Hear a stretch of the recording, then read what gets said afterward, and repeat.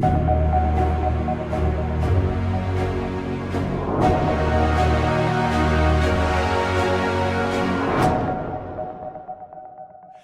Pastor Andrew, Rick Godwin here, pastor and founder of Summit Christian Center in San Antonio, Texas, USA.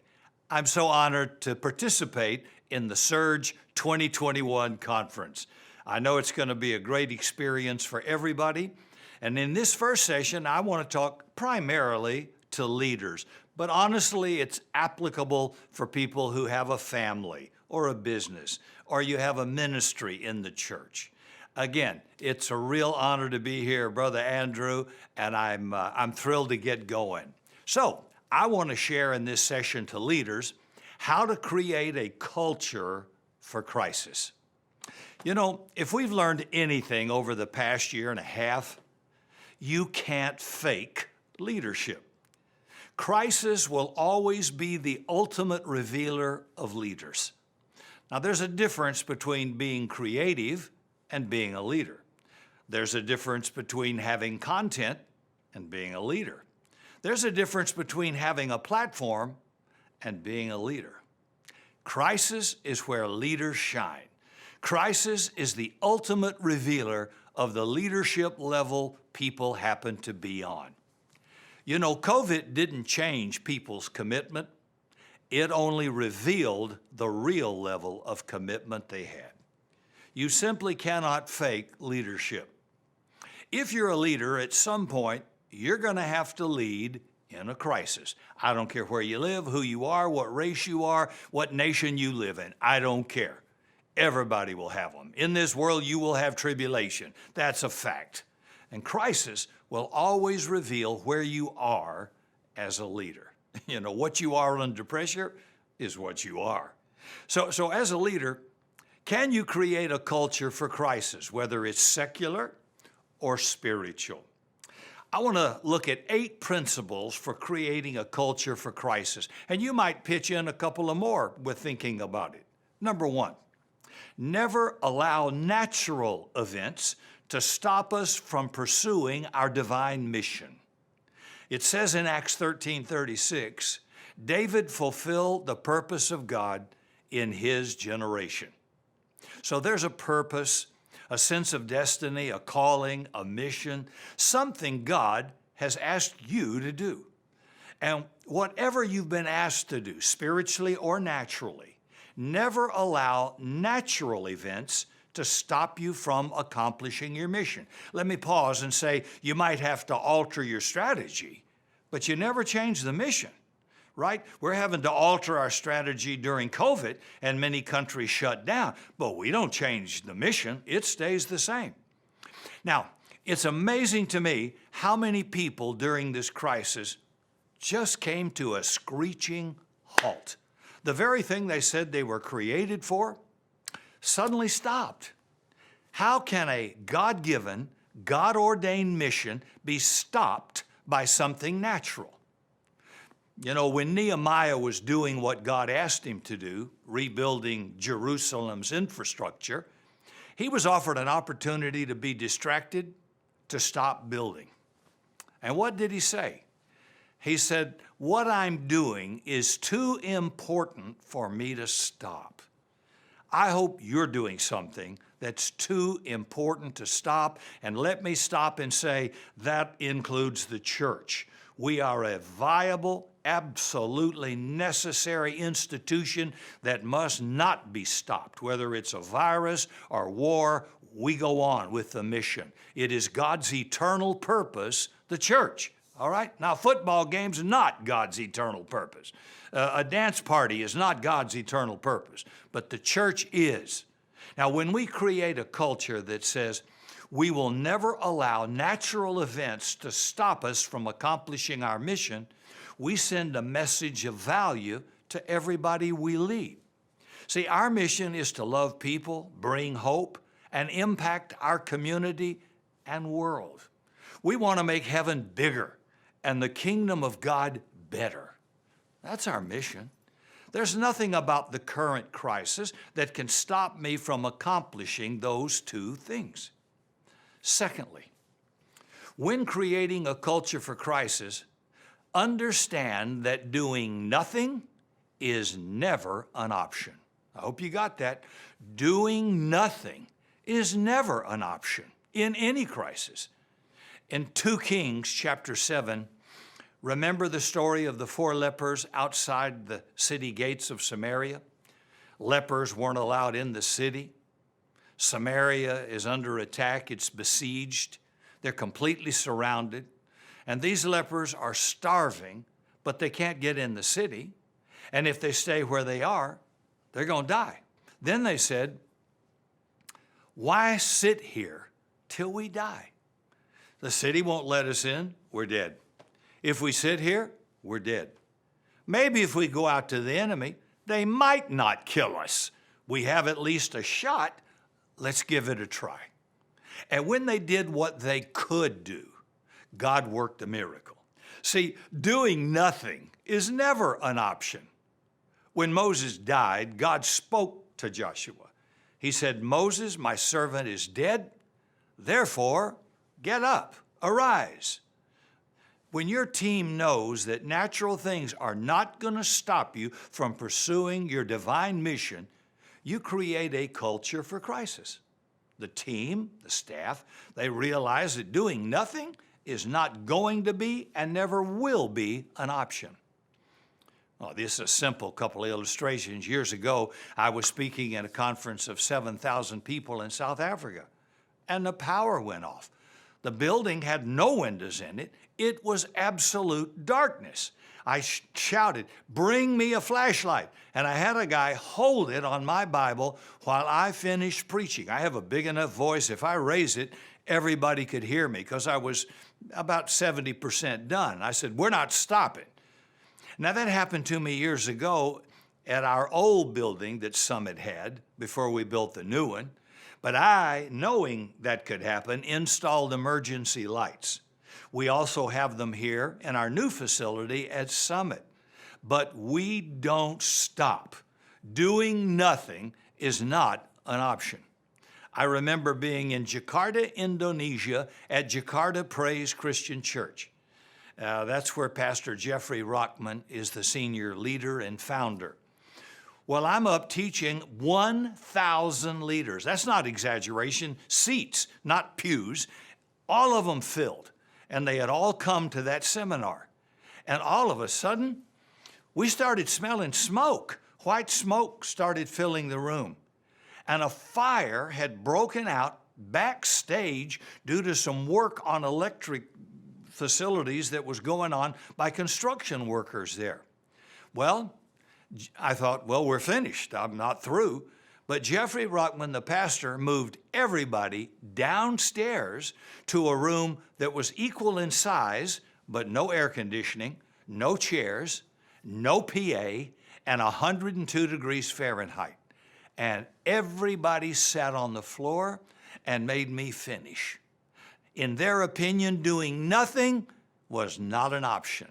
They had a culture for crisis. Third thought, we always learn and get better in any crisis. We should, right? That doesn't mean we will always do the right thing every time, but we will do something.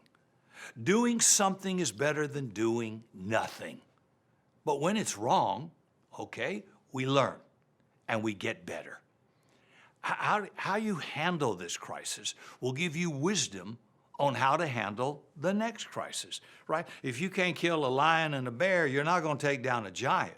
So God doesn't start you off with the most significant crisis in the world. You'll have a lot of small crises, but as you do each one and take each one on, you learn from it. You get stronger. Well, I'll never do that again, or the next time this happens, this is how we'll respond, and you get better and smarter and more efficient.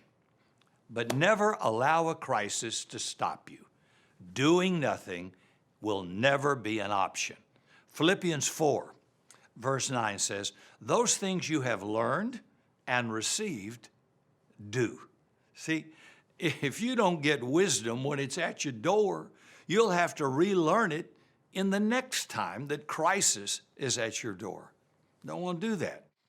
Number 4, Prioritize what can make the most difference in the crisis. See, in any crisis, there are options. Might not be many, but there's some options. But every option doesn't have equal value.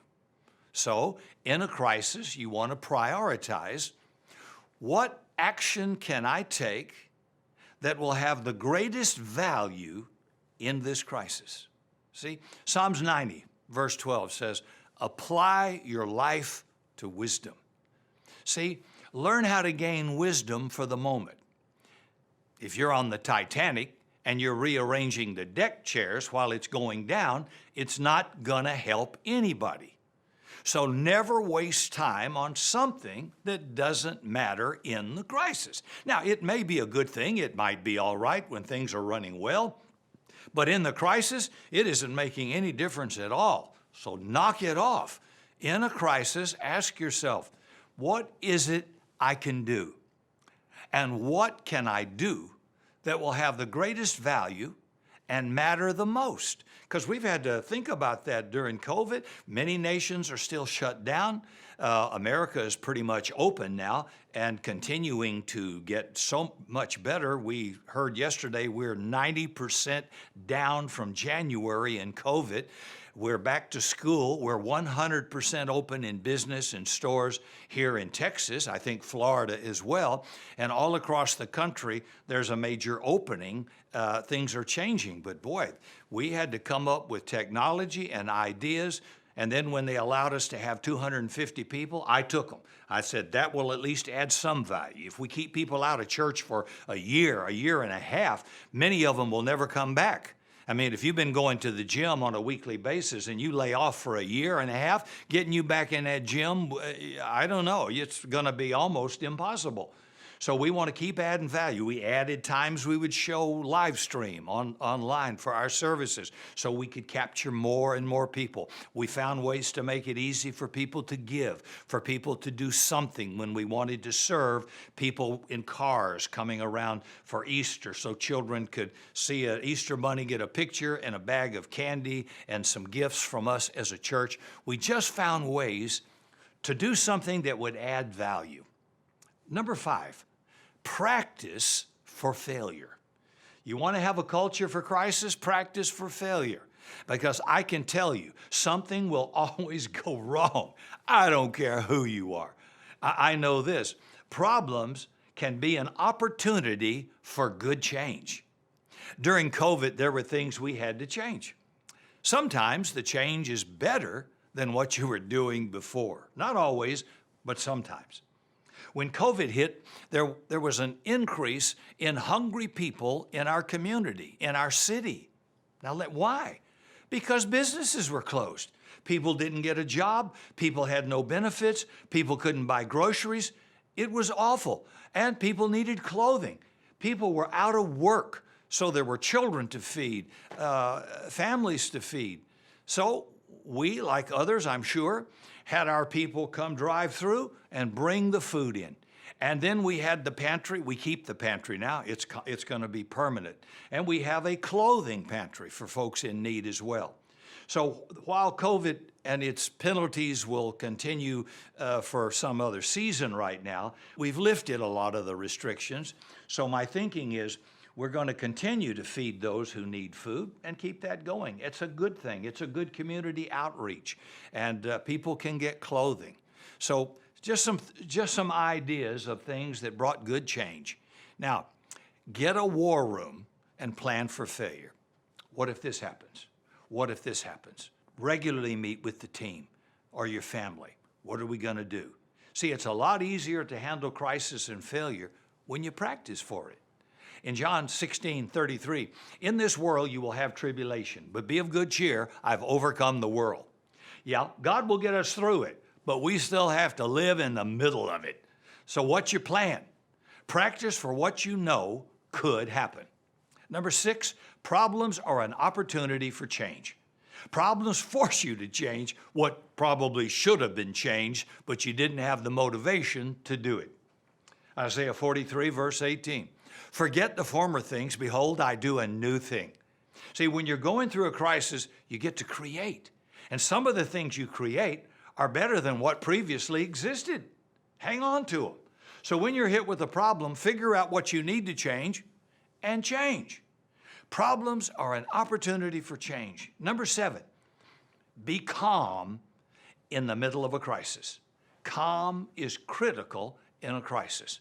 In all of my training as a water safety instructor, as a rescue diver when I was in college in McGuire Air Force Base, in my training as a pilot, in training as first aid, the number 1 rule in every field, never panic. Never panic. Isaiah 30, verse 15 says, in quietness and confidence, you will find strength. I find that in crisis, most people get loud. People who handle crisis well get quiet. In crisis, everybody turns up the volume, and you got to turn it down. See, the leader's got to be calm so the people get calm. As goes the leader, so go the people. Let me remember something. A guy named Shadrach Meshach, that was his first 2 names, preached at a conference 40 years ago, and he says, if I run, my staff walks. If I walk, they sit down. If I sit down, they lay down. If I lay down, they'll die. So you've got to stay calm if you're a good leader, see? Number 8, the prayers you pray today are the answers to the problems you'll face tomorrow. Now, there's a difference between a prayer list and a prayer life. The difference is if you got a list, you have an agenda. If you have a prayer life, God creates the agenda. When life is good, most people don't pray. They don't have the urgency to pray or the compelling need to pray. But prayer is the investment in the miracle you don't know you're going to need tomorrow. If I don't invest in the good days, I probably won't have the miracle I need on my bad days. So remember, you can't fake leadership. Now let's review before I close. Number 1, never allow natural events to stop you from pursuing a divine mission. Number 2, when creating a culture for crisis, understand that doing nothing is never an option. Number 3, we always learn and get better. Number 4, prioritize what can make the most difference. Number 5, practice for failure. And number 6, problems are an opportunity for change. And number 7, stay calm in the middle of crisis.